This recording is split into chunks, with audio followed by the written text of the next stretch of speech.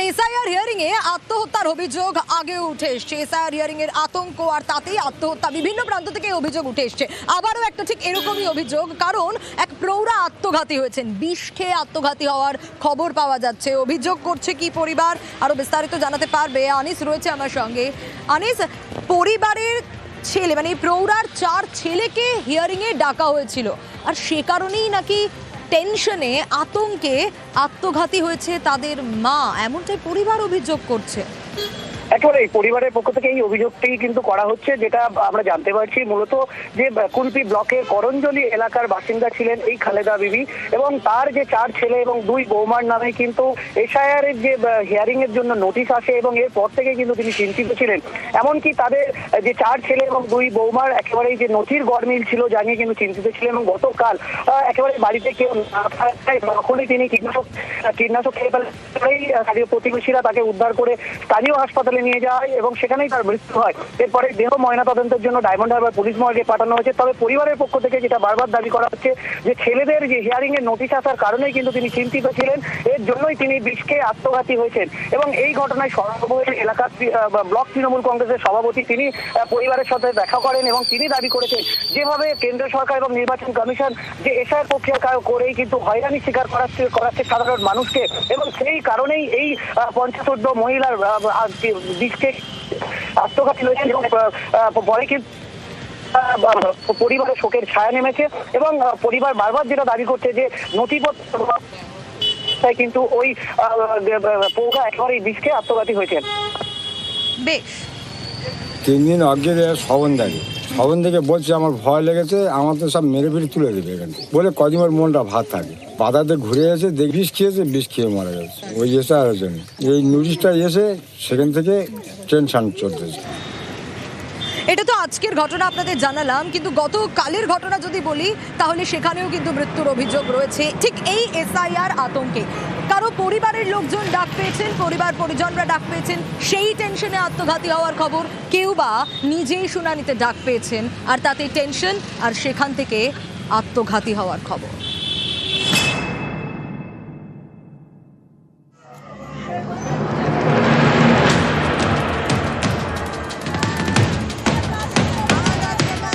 মুর্শিদাবাদের জলঙ্গির বাসিন্দা হাসিনা বিবি, বয়স 75। বুধবার সকালে তাঁর মৃত্যু হয়।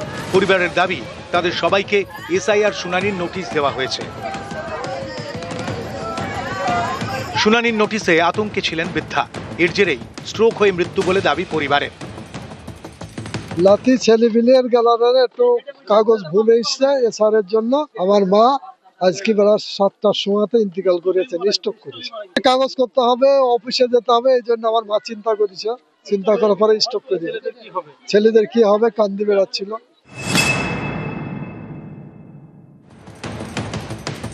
বছর 70-এর শহর আলী মণ্ডল, উত্তর 24 পরগনার হাড়োয়ার বাসিন্দা। বুধবার তাঁর এসআইআর শুনানিতে যাওয়ার কথা ছিল, কিন্তু তার হলো না। শুনানিতে যাওয়ার আগেই মারা যান।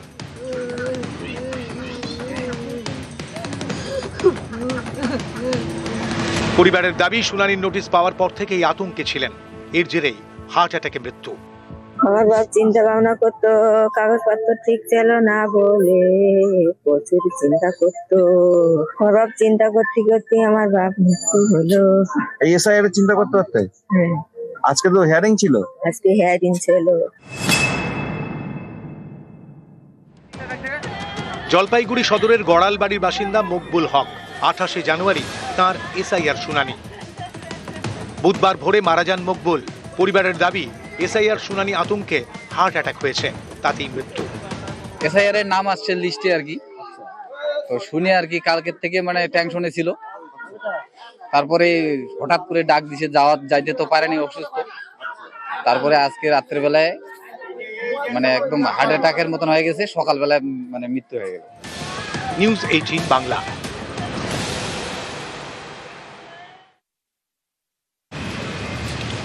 আচ্ছা, এসআইআর এর নথি তো জমা পড়েছে, কিন্তু সেই সব নথি ঠিক না বেঠিক এই পর্যালোচনা হবে কি করে? আজ সিইও আর রোল অবজারভারদের মধ্যে একটা বৈঠক রয়েছে, যে বৈঠক খুব ইম্পর্টেন্ট। সেই বৈঠকে ঠিক কি হবে, কখন রয়েছে সেই বৈঠক, আরো বিস্তারিত এই বিষয়ে জানাতে পারবে অভিজিৎ রয়েছে আমার সঙ্গে। অভিজিৎ, অনেকগুলো প্রশ্ন উঠে আসছে। এসআইআর এর নথি তো জমা পড়লো, কিন্তু সেই নথি ঠিক না বেঠিক সেই বিষয়গুলো কিভাবে বেছে নেওয়া হবে, কারা বেছে নেবেন, কিভাবে বাঁচবেন? আজকে যে বৈঠক রয়েছে সিইও রোল অবজারভারদের, কখন সেই বৈঠক, কি কি আলোচনা হতে পারে সেই বৈঠকে, কারণ এই বৈঠক কতটা গুরুত্বপূর্ণ?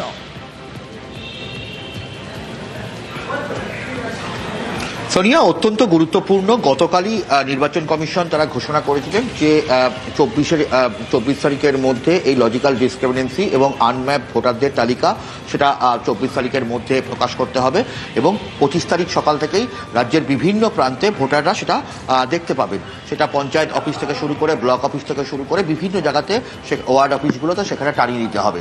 এবং একই সঙ্গে যেটা ঠিক হয়েছে যে আজকে বিকেল 5টার সময় বেঙ্গল চেম্বার অফ কমার্স অর্থাৎ মুখ্য নির্বাচন আধিকারিকের কার্যালয়ের ঠিক বিপরীতে বেঙ্গল চেম্বার অফ কমার্সে সেখানে এই রোল অবজারভারদের নিয়ে বৈঠক হবে, যার মধ্যে স্পেশাল রোল অবজারভার রয়েছেন 17 জন এবং রোল অবজারভার রয়েছেন 20 জন। একজন রয়েছেন মোট 37 জন, তার মধ্যে একজন দিল্লিতে রয়েছেন, ফলে এই 36 জন এবং মুখ্য নির্বাচন আধিকারিকের 12 জন উচ্চপদস্থ আধিকারিক, মোট 48 জনকে নিয়ে এই বৈঠক হবে। এবং সেখানে এই যে যারা নথি জমা করছে সেই নথি থেকে কিভাবে বাছা হবে, অর্থাৎ ঠিক বেঠিক কিভাবে বিচার করা হবে সেটাই আলোচনা করা হবে মূলত। এবং একই সঙ্গে যেটা সিদ্ধান্ত হয়েছে, কেউ যদি ভুল নথি দেয়, অর্থাৎ কোনো এআরও বা বিএলও যদি ভুল নথি আপলোড করে এবং যদি কোনো ভোটার ভুল নথি দেয়, সেই নথিকে কোনোভাবেই গ্রাহ্য করা হবে না।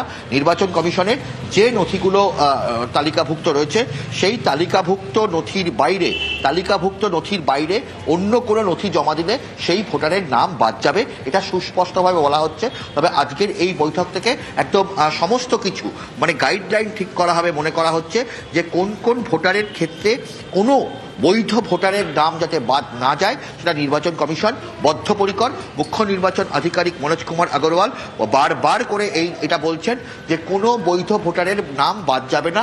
আবার এটাও সত্যি যে যদি কেউ অবৈধভাবে কোনো রকম নথি জমা করে তবে সেই ভোটারের নাম অবশ্যই বাদ যাবে। এবং যে লজিক্যাল ডিসক্রিমিনেন্সির কথা বলা হচ্ছে সেই লজিক্যাল ডিসক্রিপেন্সির মধ্যে সেখানে দেখা হচ্ছে যে ছোটোখাটো যে ভুলগুলো সেগুলোর ক্ষেত্রে নথি জমা দিলে কোনো রকম সমস্যা হবে না, এমনটাই মনে করছেন নির্বাচন কমিশন। ফলে খুব দ্রুত তারা এই গোটা প্রক্রিয়াটাকে সুসম্পন্ন করার জন্য আজ বিকেল 5টার সময় রাজ্য বেঙ্গল চেম্বার অফ কমার্সে সেখানে মুখ্য নির্বাচন অবশ্যই বিকেল 5টার পরই বৈঠক থেকে কি উঠে আসে নজর থাকবে। আর এবার নজর রাখতে হচ্ছে আজ রাম মন্দিরের প্রতিষ্ঠা দিবস, আর সেই প্রতিষ্ঠা দিবসে নন্দীগ্রামে মিছিল, আর সেই মিছিলে শুভেন্দু অধিকারী। আমরা নজর রাখবো সিদ্ধেশ্বর বাজার থেকে সেই মিছিল। এখনকার ছবিটা ঠিক কি, আগে ছবিটা দেখাই আপনাদের। সিদ্ধেশ্বর বাজার থেকে সেই মিছিল আজ রাম মন্দিরের প্রতিষ্ঠা দিবস, আর রাম মন্দিরের প্রতিষ্ঠা দিবসে নন্দীগ্রামের ছবি আপনাদের দেখাচ্ছি। নন্দীগ্রামে শুভেন্দু অধিকারী মিছিলে হাঁটছেন। সুজিত রয়েছে আমার সঙ্গে। সুজিত, এখনকার ছবিটা ঠিক কি? সিদ্ধেশ্বর বাজার থেকেই মিছিল শুরু হয়েছে। দেখো, প্রথমে রাম পুজো করেন এবং যে উপলক্ষে আজকে এই মিছিল, সেই উপলক্ষে কিন্তু একেবারে হাতে নিয়েছেন রামের ছবি এবং পতাকা, গেরুয়া পতাকা। সেই পতাকা নিয়ে একবারে সদল বয়ে, মূলত বিজেপি প্রভাবিত, বিজেপির পতাকা না থাকলেও রামের ছবি সহ পতাকা নিয়ে শুভেন্দু অধিকারী নিজের স্লোগান দিতে দিতে এগিয়ে চলেছেন। রামের পুজো করেছেন এবং সেই মিছিল এগিয়ে চলেছে এবং মিছিল রেয়াপাড়া পর্যন্ত যাবে এবং মাঝে যেখানে রাম মন্দির রয়েছে সেখানে পুজোও করেছেন সিদ্ধেশ্বর বাজারের ওখানে। এবং এই যে মিছিল, সেই মিছিল প্রতি বছরই এই দিনে করেন রাম মন্দির প্রতিষ্ঠা দিবস উপলক্ষে এই মিছিল। সেই মিছিলকে নন্দীগ্রামে, অর্থাৎ নিজের বিধানসভা কেন্দ্র নন্দীগ্রামে তিনি 2 নম্বর ব্লক এলাকায় এই মিছিলে পা মিলিয়েছেন। বর্ণাঢ্য শোভাযাত্রা, তার সঙ্গী হয়েছেন যারা, তারাও হাতে নিয়েছেন গেরুয়া পতাকা এবং রামের ছবি দেওয়া সেই পতাকা নিয়েই তারা হাঁটছেন এবং রীতিমতো শোভাযাত্রা বর্ণাঢ্যই হয়েছে এবং মিছিলে অংশ নিয়েছেন নন্দীগ্রামের মানুষজন এবং মিছিল চলছে সিদ্ধেশ্বর বাজার থেকে রেয়াপাড়া পর্যন্ত এই যে মিছিল, সেই মিছিলে পা মিলিয়েছেন সামনে থেকে শুভেন্দু অধিকারী, যেটা গত বছরও দেখা গিয়েছে এই 22 তারিখ, এবং আগে থেকে ঘোষিত ছিল। সেই মিছিল চলছে এবং মিছিল শেষ হবে রেয়াপাড়ায়, সেখানেই তিনি বক্তব্য রাখবেন এমনটাই জানানো হয়েছে। প্রথমেই তোমাকে জানালাম যে রামের মূর্তিতে পুজো করেই এই মিছিল শুরু করেছেন। মিছিল নন্দীগ্রাম 2 নম্বর ব্লক এলাকায় সিদ্ধেশ্বর বাজার থেকে রেয়াপাড়া পর্যন্ত মিছিল, এবং তাৎপর্যপূর্ণ এবারের এই বলা যায় যে মিছিল বা কর্মসূচি, কারণ আগামী মাস অর্থাৎ ফেব্রুয়ারি মাস সামনেই রয়েছে। 26-এর এই মিছিল ভোটের লক্ষ্যে জোরদার মিছিল করার লক্ষ্যেই কিন্তু তিনি সামিল করেছেন। তার মূলত বিজেপির কর্মী সমর্থক হাতে পতাকা না থাকলেও এবং মিছিল এগিয়ে চলেছে। আমরা দেখাচ্ছি